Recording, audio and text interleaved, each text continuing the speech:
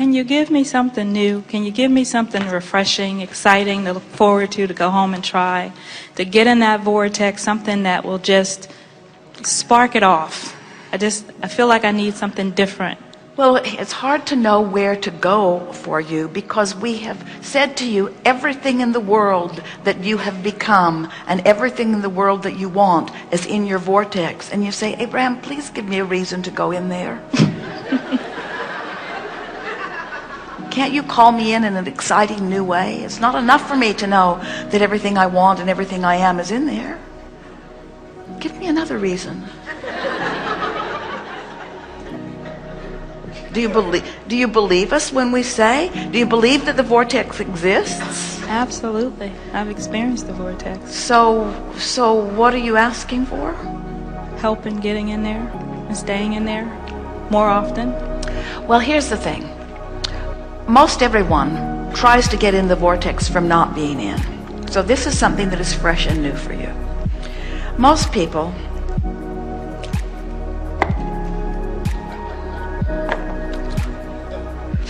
I'm going to get in the vortex and I'm going to get in there relative to money, and so I'm going to buy Abraham's money and the law of attraction cards. I've heard said by Abraham that these are the best cards that have ever been written. We wrote them.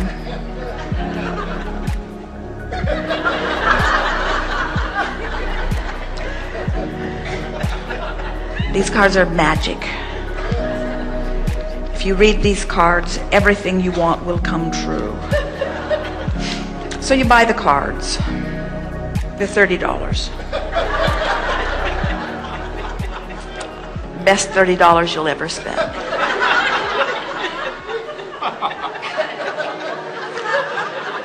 Sarcasm doesn't become us either, but the reason that we're playing with you like this is because when you are not in the vortex, wanting to be but not, and you decide that you're going to apply some of our processes, these cards being one of them, and you begin reading, the law of attraction responds to my vibration, we can see why you're asking for something new. That doesn't really ring your bell. I can make a career of living happily ever after. Right. I'm always receiving the essence of what I'm giving. Oh, good deal on that. I can follow the trail of good feeling thoughts. I can create both money and the time to enjoy it.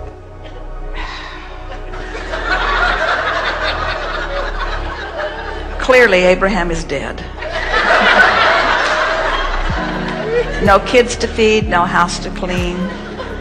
I will praise success wherever I see it. The story I tell is the basis of my life. Can I get my money back?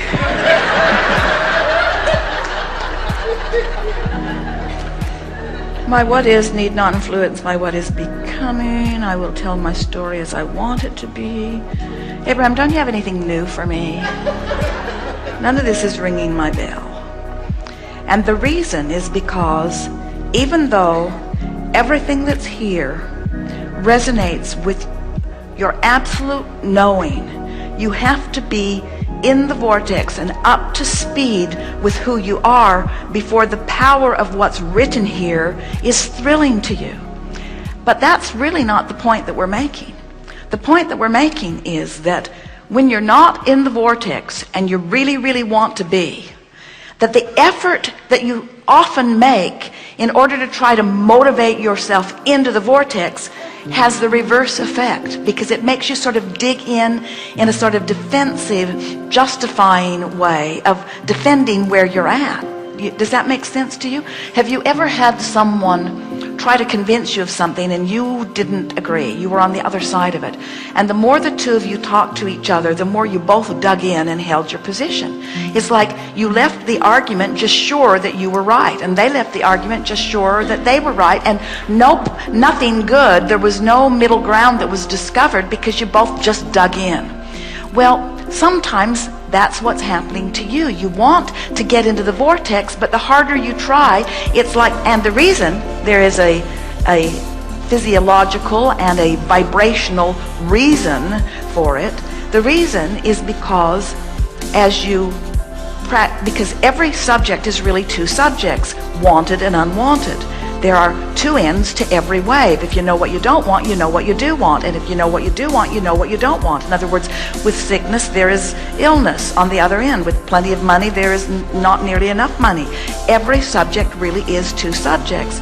So when you've been practicing a particular subject like money, and you've been practicing it on the not having enough end of the equation, of the scale, then when you talk about it, what you do is just practice the vibration where it already is. So it's like just digging in harder.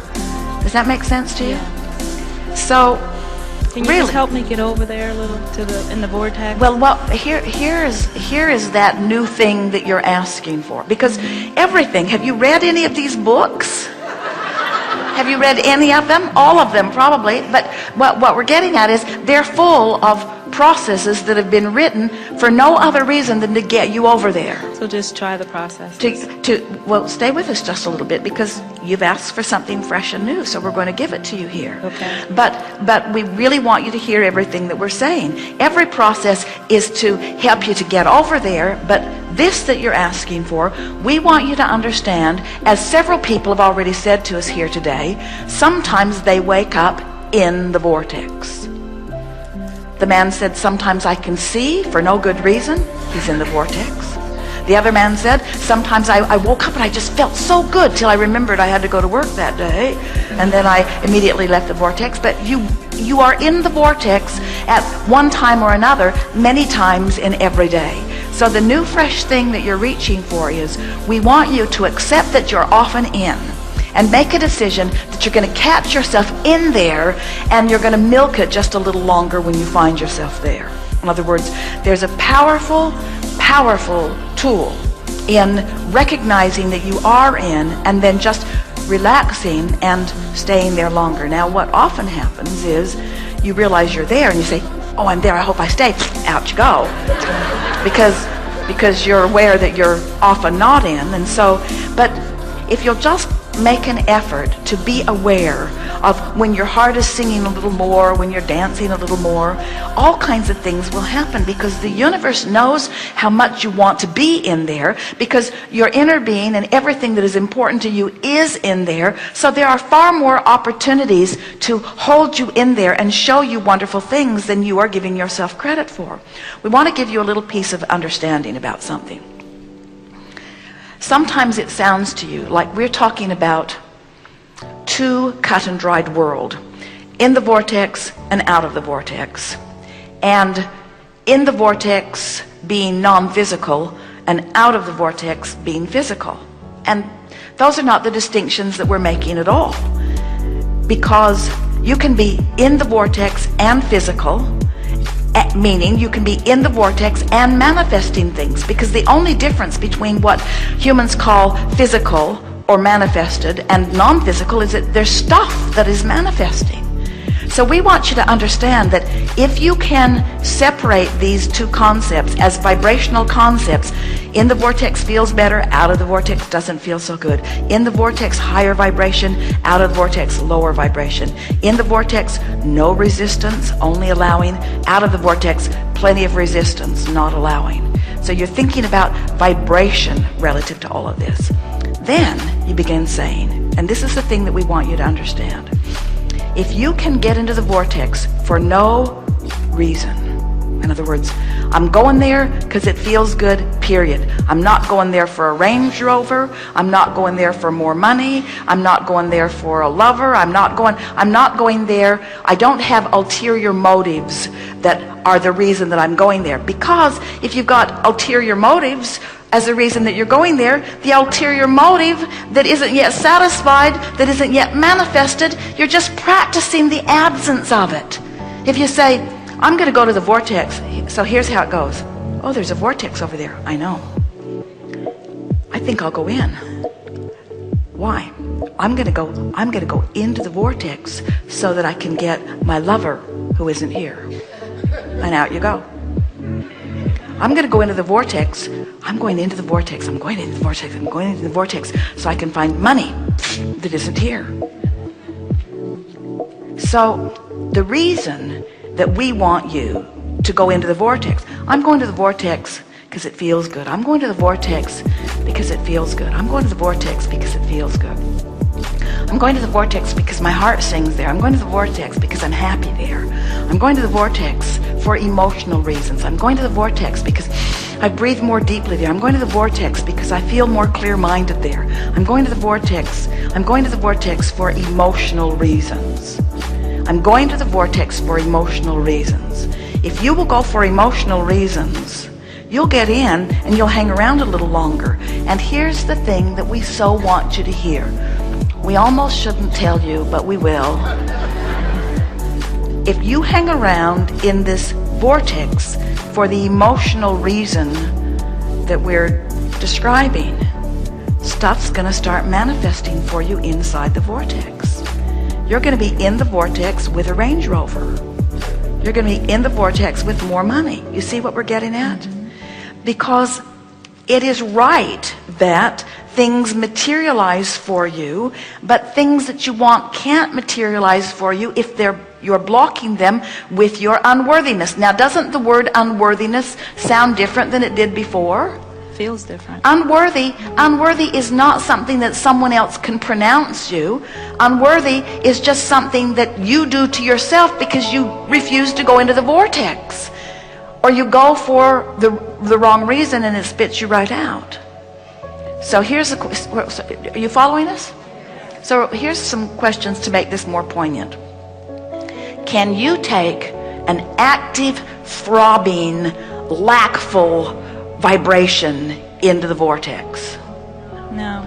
If you did, what would happen? It'd spit you right out. Why? Because the frequencies don't match up. So if the vortex is this state of being, which is a high vibration, isn't it logical that by practicing that higher vibration and maintaining it just a little longer, in other words, so there are two things that we're giving you here that are fresh and new. One is, you're just going to stumble into the vortex not even knowing how you got there. Accept that.